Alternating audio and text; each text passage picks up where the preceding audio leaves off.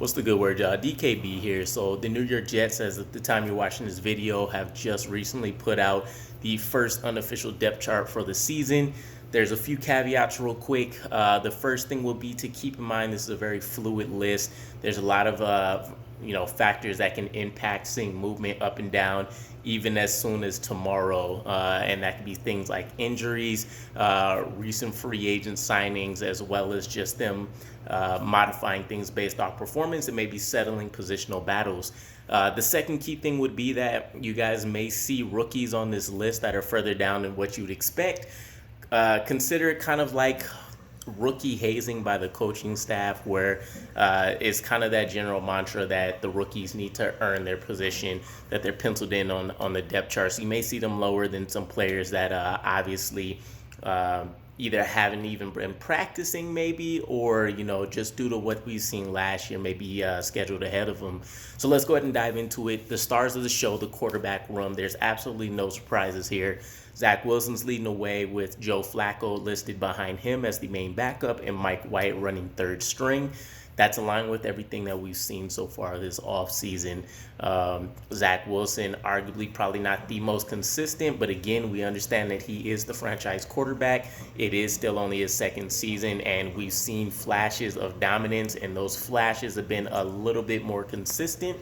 Joe Flacco has been doing an amazing job as a backup from everything that I've heard so far, and is comfortably ahead of Mike White, who we've known has been operating essentially out of the third team this entire time, with a little rotation between Joe Flacco and himself. But for the most part, there's really no surprises here whatsoever. Chris Streveler is rounding out that fourth string, if you want to call it that, in the room, which is really just giving us another opportunity to see if maybe there's a backup that we can continue to develop in case we end up moving on from Joe Flacco and Mike White with a proven arm from his time with the Arizona Cardinals.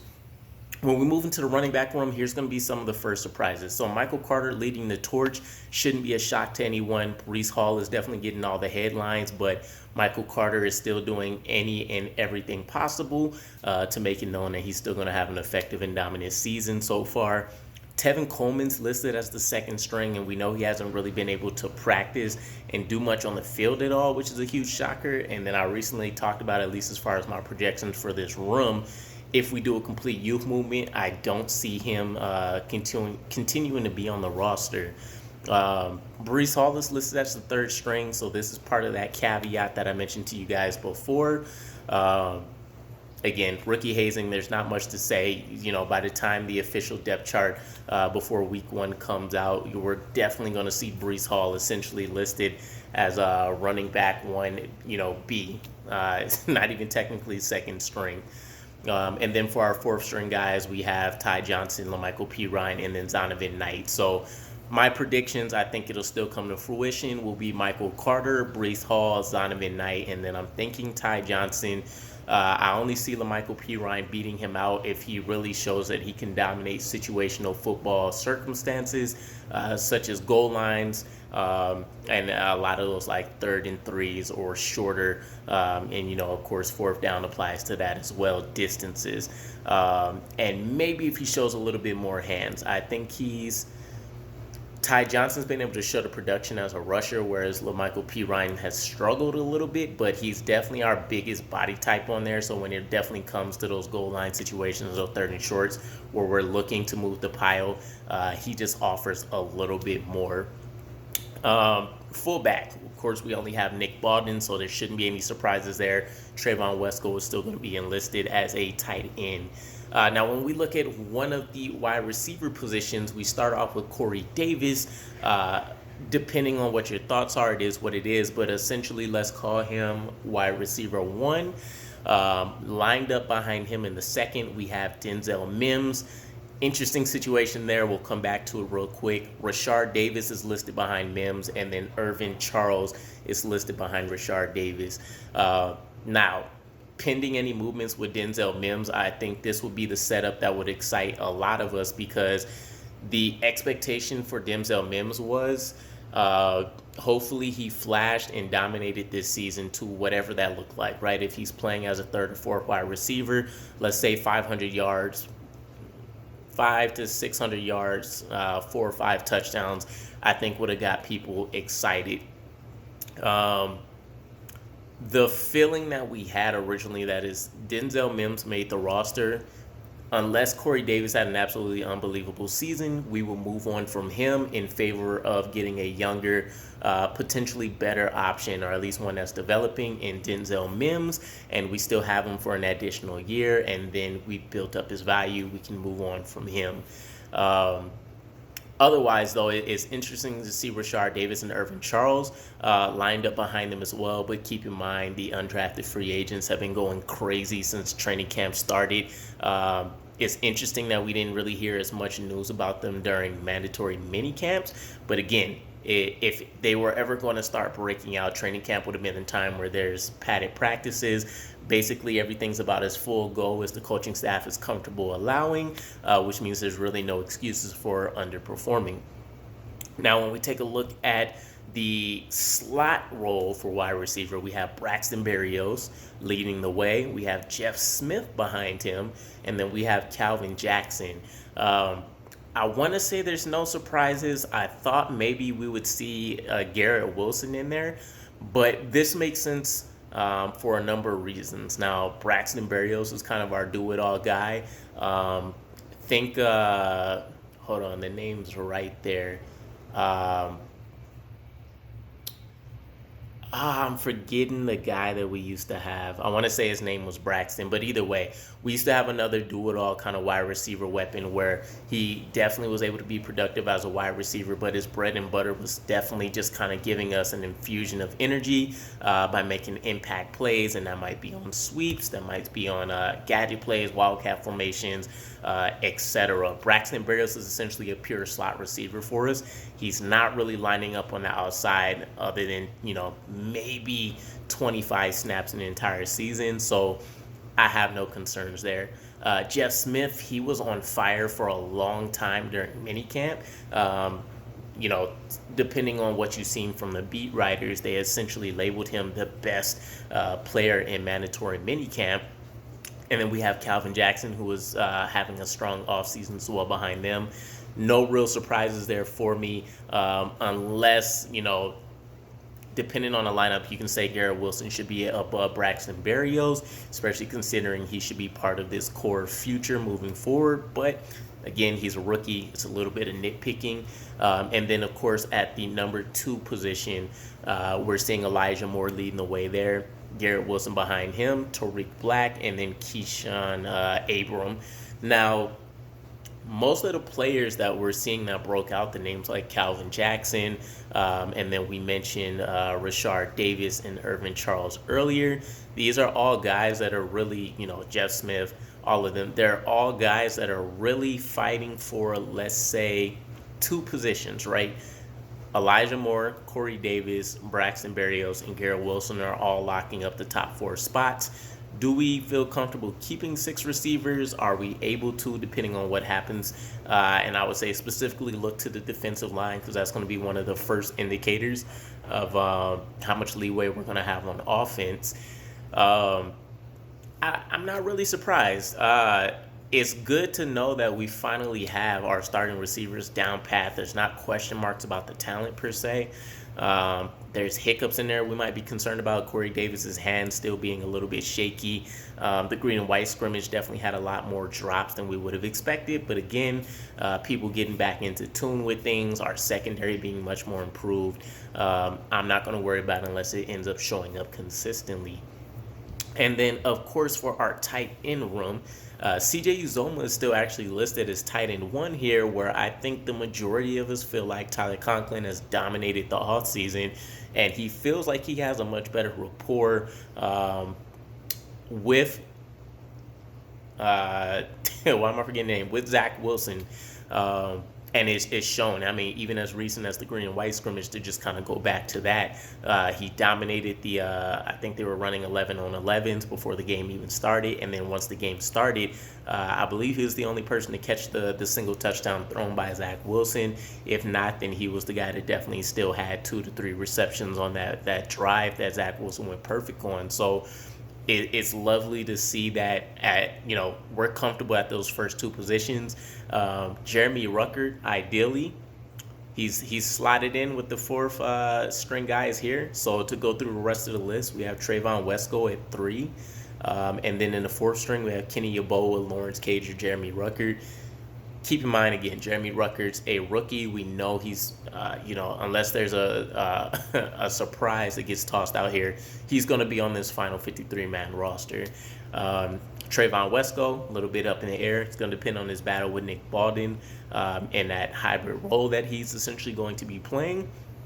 And then, do we carry 4 here? Is it a necessity? Jeremy Ruckert essentially is going to be able to redshirt while still seeing the field a little bit. Kenny Yeboah and Lawrence Cage are really just trying to make it difficult on the coaching staff to determine, is there a specialized role where it would make sense to have that fourth guy and we can expect some kind of feasible production from them, ideally in red zone packages, which I would say as right now, I would lean towards Lawrence Cager just because of the build, the size. I like the things that he did during minicamp, but it has been quiet. A little bit more for Lawrence Cager than Kenny Yeboah. He's flashed a little bit more in the last few practices. But I would still say I'm probably expecting 3 tight ends here. Trayvon Wesco will either slide into that fullback slot or he'll kind of fall off the roster if Nick Baldwin can beat him out. Now, going to the offensive line, let's start with left tackle. George Fant, of course, is our starter. And then we have Chuma Edoga behind him and Derek Kelly. Expect, of course, Derek Kelly won't be lasting here. Maybe if he's eligible, he'll go back to the practice squad. Chuma Edoga, I feel like we're all, for people that have paid attention at least to Chuma Edoga enough, it seems like he has some of the tangibles and some of the physical benefits from an athletic standpoint that should allow him to excel in a swing tackle role. It just hasn't all come together for him for some reason. And maybe having this additional year in the scheme will allow it. But he's been beaten up on, of course, his defensive line, from rookies to starters to the guys that are rotating in. They're all kind of monsters, so the offensive line definitely has their hands full. And Chuma Edoga, much like Robert Saleh has mentioned recently, has been going back and forth between left tackle and right tackle due to injury, as well as just trying to see maybe where he fits a little bit best. But that's the life of a swing tackle. At guard, left guard, we have Laken Tomlinson with Dan Feeney behind him. No surprises so far. Connor McGovern at center, Ross Pierschbacher and Parker Ferguson behind him. Connor McGovern most likely is going to be the only guy that makes that list because Dan Feeney can also play center in a pinch. At right guard, we have Elijah Vera-Tucker, Nate Herbig behind him, and then Isaiah Williams, who we recently brought in as well. I think we could potentially see maybe an additional guard stay on the roster. I don't think we'll end up keeping 10 offensive linemen, but it really depends. We'll probably still add a tackle, of course, because Mekhi Becton, who's currently slotted on here as the starting right tackle, is down. I'm waiting by the morning time for more news to come out because I've been hearing quite a few different fluctuations on what the issue has been since he got that MRI, but that's for another video. Anyways, Connor McDermott is behind him, who kind of gets bumped up, and then Max Mitchell as the third and Grant Hermans as the fourth. Ideally, best case scenario, Max Mitchell can step up and become that second string, red shirt understudy backup tackle to Chuma Edoga, or even at least by midseason or some point beat him out as well. That would be, I think, exceeding all expectations heading into his rookie year. But that is something I would like to see, where he climbs at least one position on the depth chart to secure that spot, meaning we no longer have to rely on at least Connor McDermott's services. But Robert Saleh has talked all these guys up. Again, players coach kind of situation. But I really don't see any surprises. Offensive lineman was one of those units that we kind of understood what was going on the entire time. It was more so a matter of what the health of our roster looked like and if we can actually get in a veteran presence at tackle. So no surprises there. Let's go ahead and flip over to the defensive side, and this is where things will get a lot more interesting. So we have at one of our edge positions, John Franklin Myers. Second string, Jacob Martin. Third string, Bryce Huff. And then rounding out the rotation for the fourth stringers, Jabari Zuniga, Michael Clemons, Tim Ward. Now, John Franklin Myers, I'm not surprised on. They do have him at the edge, but I wouldn't be surprised. Of course, we're expecting to see him slide inside next to Q a lot more often. But there's an interesting wrinkle to this chart to this depth chart as well for the defense and what they put out so far. I haven't been able to see a whole lot about what the defensive alignments have been during these practices, but if it's any indication based off this depth chart, there's definitely some surprises here. So I would say at least for this first edge slot, John Franklin Myers on the edge makes sense. Jacob Martin has been kind of running rampant as well, so I kind of love it. You can say they're technically interchangeable. And then seeing Bryce Huff there isn't a surprise. He's been flashing and kind of had a few multiple sack days as well. Michael Clemons being in the fourth string is a little tough, but when you consider the pure depth that we had, he should have always kind of been an outside player looking in. Ideally, they don't want to risk, having him have to go through the waiver wire and all these things. I think they find a way to get him on the roster, but it's tough. In recent days, we've been seeing Jabari Zuniga. He just had a multiple sack day, at least yesterday, by the time you guys see this, and another sack at least the day before. So maybe he's finally showing a little bit of promise. Tim Ward's been quiet, but otherwise, I'm comfortable with what that looks like. Now, on the interior, Solomon Thomas is lined up next to Q. Nathan Shepard's behind him, and then Jonathan Marshall is the third string defensive tackle, essentially. Solomon Thomas is a huge surprise, and I would say this screams that it's a little bit of the energy factor that Solomon Thomas brings and the work ethic, and maybe the fact that the depth behind him just isn't great. We'll flip over and go through the other defensive tackle position real quick to just kind of make sense of things, but Quentin Williams obviously is the next starter. Sheldon Rankins is behind him, and then Tanzel Smart is third. Most of us predicted it would be Quentin Williams and Sheldon Rankins that were lining up. I think that makes a lot of sense. So I don't know what it is that they've seen so far that has Solomon Thomas slotted in next to Quentin. But Solomon Thomas's recent comments about seeing him dominate on a day-to-day basis from play to play in regards to Quentin Williams maybe makes sense in that he's been right next to him and not as a player that's been getting worked into the rotation. So I would say that's something for us to keep an eye on as we get any kind of news regarding the defensive line rotations and alignments and kind of who's going out there as a starter. Nathan Shepard being behind Solomon Thomas, I would say put a question mark next to that because I've heard Jonathan Marshall has actually been having a slightly better camp than Nathan Shepard has. And he's been producing not only in the run game, but in the passing game as well. And it's actually, I think it was something Salah mentioned that I've seen quoted somewhere. They're not concerned with Jonathan Marshall's run defense. They want to see a little bit more out of the pass rush, which he's been able to do lately, which I think may contribute to Nathan Shepard potentially being knocked off, even though he took a cheaper contract to come back to us. So this is part of the struggles of us just having too much talent at this position, which is a lovely issue for our coaching staff to have to work out. But pay attention to Jonathan Marshall. I think he can still be a huge riser. And as I talked about it before, definitely a growing integral piece to our run defense.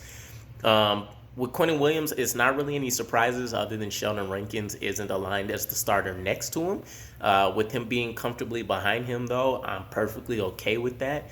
And then same thing, Tanzel Smart, I don't see him making the roster, but we don't really have another defensive tackle kind of body type there. So for the final edge position, of course, Carl Lawson is rounding things out, and he's been probably the best training camp player that we've had, if you want to go purely based off what the day-to-day reports have looked like. Vinny Curry is lined up behind him, which is interesting because he's another guy that hasn't really been able to practice. I would imagine they understand what the performance expectations for Vinny Curry may look like and that he's a veteran and ideally doesn't need as many snaps as a lot of these other guys to get going pretty quick. I would imagine that to change because Jermaine Johnson is the third slotted player for the edge here. Working his way up, he's definitely been having a great couple of camps in the last few days. And then behind him, a forgotten guy that actually was having a monstrous offseason last year too and just didn't end up making the cut, but Hamilcar Rashed Jr. I haven't heard the same things about him this year. So I would have some questions about that. And then Bradley and I as that fourth string edge guy as well. Um, Looking at the list and kind of what's been happening, I'm not going to rely solely on kind of some of these flashes, even though they're big flashes that have been happening for guys like Jabari Zuniga. I think if anything, it just builds up some potential trade value. But I would say we're looking at JFM, Solomon Thomas, Q, Carl, Jacob Martin. That's comfortably 5 guys. Sheldon Rankins has been having a pretty good camp so far. That gives us 6. I think Jonathan Marshall makes it. Michael Clemons to give us 8. And then I would probably say Vinny Curry, Jermaine Johnson if we end up going with 10. So we'll see what happens. I don't really expect any surprises there per se, though. In the linebacker unit, we have Quincy Williams. We have Hamza Najruddin listed as the second string, and then we have Kai Nakua, who recently made the conversion from safety to linebacker, as the third string there, which makes perfect sense. We know Quincy Williams was effectively going to be a starter. I'm interested how much of his playing time gets eaten into by Juan Alexander, unless we end up running more 4-3 rather than more 4-2-5 alignments this year. But they've already mentioned Juan Alexander has been very hard to try to keep off the field, so I imagine they find a way to definitely make that work. But with Quincy Williams predicting a Pro Bowl season for himself, definitely excited there. Absolutely no surprises for that first unit for me. CJ Mosley, of course, one of the next starters. Jamian Sherwood is behind him. And then Delshon Phillips as the third string. So the interesting part about this depth chart here for me is that we have 2 of the rookies from last year that were injured and returning that are listed as second strings here. I would have thought at least Delshon Phillips maybe had a leg up above at least one of these guys. So I would say maybe they're not as forgotten as we'd expect, even though we haven't really heard much about them throughout this offseason. Although Jamian Sherwood just recently did his press conference where he mentioned he's bulked up about 15 pounds. And we know all of the amazing things that the staff was saying about his communication and him being allowed to step into that CJ Mosley role when he went down last year for a bit. So excited to see what happens with those 2 guys. Having them listed as second strings here definitely is a great note for me, because I think that we should find a way to keep them on this roster, but that may be hard considering we'll probably only keep 5 of these guys. At the other linebacker unit, we have Marcel Harris as the starter. So remember, this is the safety convert from the 49ers that Saleh is familiar with. We have Juan Alexander listed as the second. Keep in mind, Juan Alexander, even though he's been shown that he's causing havoc during these training camp practices, he is still just getting into the program. It'll probably take some time just for him to overcome Marcel Harris really quick, unless Marcel Harris has been having that great of a camp as well. But again, keep in mind this is fluid. And then DQ Thomas, which was the undrafted free agent that we signed to one of the bigger contracts, with guaranteed money to bring his services in, is listed as the third string. So again, I would say I have no real surprises. Juan Alexander being listed as the second string just makes sense for how new he is, although I would expect to see this change fairly quick with him being listed as a starter. Otherwise, I'm just more intrigued about Jamian Sherwood and Hamza Najruddin being listed as the second string than anything else. But I'll take that as a good sign that they are not a comfortable distance ahead of Kai, Delshon, and DQ, but that we've seen them take a step that these other guys haven't been able to. Now, when we get into the secondary at the nickel cornerback slot, Michael Carter II, this is one of the guys I talked about before. He's essentially not in the same vein as what we normally call him an untouchable. It's going to be extremely hard for him to lose his position here to Javelin Guidry, and with the improved talent, Guidry might not even make it, especially because we can mix and match so many other pieces, where Javelin Guidry kind of has this feeling that he's generally a much better slot corner than he will be on the boundary. So no surprises there. On the left side of the field, we have, on the right side of the field, we have DJ Reed. Brandon Echols is penciled in behind him. Justin Hardy is penciled in as a third string, and then Luke Barku The name rings a bell. I remember just reading something about him, but I think he's new potentially. But either way, Justin Hardy is the name that surprises me a bit because I really think he could potentially be cut just because he's generally a pure special teams player. I think it was something crazy like he only got on the field for 2 snaps last season, if that. So it is interesting to see him listed that high potentially. They did something interesting here with, of course, the right side of the cornerback battle where Bryce Hall and Sauce Gardner are both marked as first strings. If you guys weren't aware and just haven't really heard much from anybody, they've been exchanging first round rotations during training camp so far. So pretty even split from what I understand, but they want to see how Sauce Gardner continues to pick things up. Bryce Hall has definitely still been holding down the fort though. Isaiah Dunn is penciled as the second string behind him, and then Rashad Wild Goose is penciled as the third string. I really have no surprises. I haven't heard much on the Isaiah Dunn front, and I know Rashad Wild Goose, at least for one practice, seemed like he was having his name thrown out there as a player that was making stops all over the place for a little bit. But it's been quiet more so outside of some of these starters. Even Michael Carter II, we haven't really heard a whole lot from other than a few snippets if you've been paying attention to the majority of press conferences. But still, much improved talent-wise all over the place. And I think the only surprise will be if Justin Hardy can beat out, let's say, essentially Javelin Guidry for a spot and Rashad Wild Goose for a spot, along with Luke Barco, who's already listed behind him. But this will be, it's a lot of factors that'll play into it. We'll see how much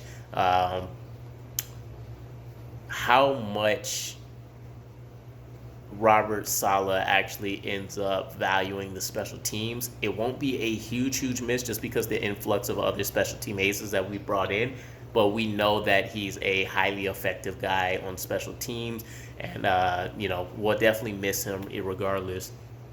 At the free safety spot, Lamarcus Joyner is penciled in as the starter. No surprises, especially after the recent video I dropped. Chasen Pinnock's behind him, and then Elijah Riley is listed as the third. Absolutely no surprises. I wouldn't even say I expect any movement here unless Jason Pinnock just takes on a few more starter snaps to try to keep Lamarcus Joyner fresh. But essentially, I treat this the same way I see Bryce Hall and Sauce Gardner, where it's essentially starter 1A and starter 1B. At the safety position, strong safety, Jordan Whitehead, starter. Ashton Davis is listed above Will Parks, who I also recently mentioned has been getting a lot more positive reception recently in practices. Ashton Davis, I don't necessarily see making the roster, and a lot of people quote this Joe Douglas third-year rule that he mentioned, but there's only so much that can be done to preserve that rule if their players are comfortably beaten out, and that's the feeling I get with Will Parks and what's been happening so far. It's been slow hearing any kind of news about Ashton Davis outside of what happened during minicamp, where he was essentially listed as a rising star. And then Tony Adams is behind him, and Tony Adams was another guy who is kind of getting a lot of fanfare. So it's tough, at least just from a perception type situation for Ashton Davis. And then when we look at special teams, of course, Eddie Pinheiro, Greg Zerling, they're listed together as first stringers. I would say Eddie Pinheiro has kind of gained some momentum again on Zerling recently because he's had a few perfect practices, whereas Greg suddenly has started having a few misses. But if anything else, I think it may come down to them loving the power that Greg Zerling can produce over what maybe Eddie Pinheiro can do from an accuracy standpoint. Braden Mann doesn't have any competition. Braxton Barrios is put in as the starter for the punt and kick return unit. Now, when it comes to punt returns, Rashard Davis is behind him with Elijah Moore listed as third. And then for the kick return, Tevin Coleman is listed behind Barrios, with Zonovan Knight listed behind him. I would expect Zonovan Knight to maybe bump up with Rashard Davis if he can find a way to make the roster. And this applies to both Davis and Knight. If not, then that might be the way that Tevin Coleman finds a way onto the roster instead of Zonovan Knight. Not only do we know his production, he's bringing his leadership, and then he can contribute when he needs to spell Braxton Barrios. Other than that, though, that is the depth chart. It took a lot longer than I was expecting to kind of run through and provide thoughts on everything. But let me know what you guys' opinion are on kind of where everybody is placed. Any surprises for you? Any additions you expect maybe that can overtake some of these spots, or surprise cuts that you think may come up? Very excited, though. It's something that kind of slipped my mind because I'm ready for joint practices. But Eagles-Jets game is this Friday, so finally get to see our players up against people that aren't familiar with what we've been running through training camps all this time. So either way, let's get it, Jets. Thank you guys for watching, and I'll catch you again. Peace.